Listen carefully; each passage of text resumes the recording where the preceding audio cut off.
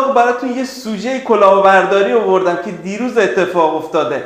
وای خدای من، این ویدیو رو تا آخر ببین. دیروز یه مشتری پیام میده به یکی از همکاران، میگه که من یه کالایی رو توی سایت شما دیدم، خوشم اومده و میخوام این کالا رو بخرم. میشه شماره کارت رو برام من بفرستی، من مبلغش رو واریز بکنم و شما کالا رو برام من ارسال بکنی؟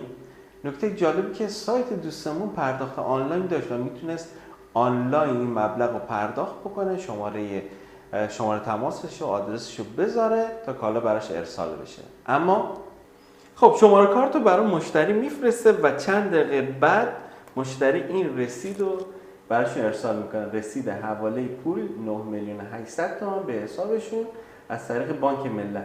نگاه کنید چقدر رسید خوبی هستی، خیلی با کیفیت. خب رسید رو که میفرسته، همکار ما شروع میکنه براشون ویدئوی اینی که کالا رو بسته‌بندی کرده، تست کرده، کالا کامل سالمه، همه اینا رو براشون میفرسته که کالاشون آماده تحویل هستش، که خیالشون راحت باشه از بابت ارسال.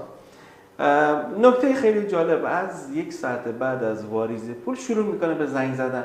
آقا شما چرا کالای من رو نمیفرستین؟ چرا اینقدر امروز و فردا میکنین؟ چرا میخواین شما پول منو بردارین؟ شما کلاه بردارین؟ یعنی به صورت خیلی جالب فشار میورده به همکارمون که سریعتر کالاشو براش ارسال بکنه. فردای همون روز همکار ما به مشتری گفته بوده که بین 24 تا 48 ساعت زمان میبره که ما چکینگ رو انجام بدیم، بسته‌بندی رو انجام بدیم و کالا رو براتون ارسال کنیم، رسیدش رو برای شما ارسال کنیم. یکی از وایسایی که این مشتری برای همکار ما فرستاده رو من براتون پخش میکنم. امیدوارم که صداشو خوب بشنوید. پریروز منتظر شماییم، ولی از دیروز منتظر شما دیروز تو، ولی دیگه شما میگی امروز فردا میکنید. دیگه چی میشه لطفاً تکلیف رو روشن کنید. خیلی ممنون میشم. مرسی. وایسش شنیدیم، از کلمات تخریبی استفاده میکنه، یه جوری فشار به فروشنده میاره که سریعتر کالاشو ارسال بکنه. فردای دریافت رسید همکارمون میاد که کالا رو براشون ارسال بکنه که مشتری میفهمه که قرار کالا براشون ارسال بشه.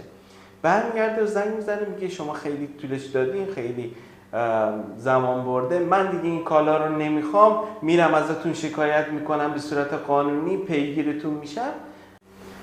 گفتیم خب مشکلی نداره، شما اگه کالا رو نمیخواین ما مبلغ رو بهتون عودت میدیم.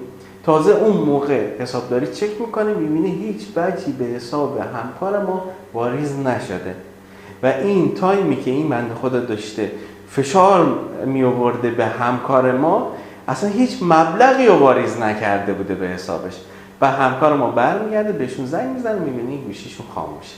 2 تا نکته میخوام بگم برای تشخیص این افراد. 1، هر زمانی دیدین که کسی بهتون فشار داره میاره، ماشین دم در منتظرمه، من زمان ندارم، من فلان اتفاق قراره برام بیفته، اگه داره خیلی فشار میاره حتما مسئله پشت این قضیه هست، حتما پولی واریز نشده، بهش شک بکنید. دومین قضیه، مشتری اومده پول رو واریز کرده به اسم یک نفر، یعنی واریز کننده وجه یه نفره، تحویل گیرنده وجه آدرسی که داده و کسی که میخواد تحویل بگیره یه نفر دیگر، کسی که داره زنگ میزنه و ما با فروشنده ما در ارتباطه یه نفر دیگه است. یعنی 3 نفر انگار، یه نفر داره پول واریز میکنه، یه نفر داره کالا رو تحویل میگیره و یه نفر داره مذاکره میکنه. هر موقع این 2 تا اتفاق رو دیدید حتما شک کنید. برای دیدن ویدیوهای بیشتر کانال ما رو فالو و سابسکرایب کنید.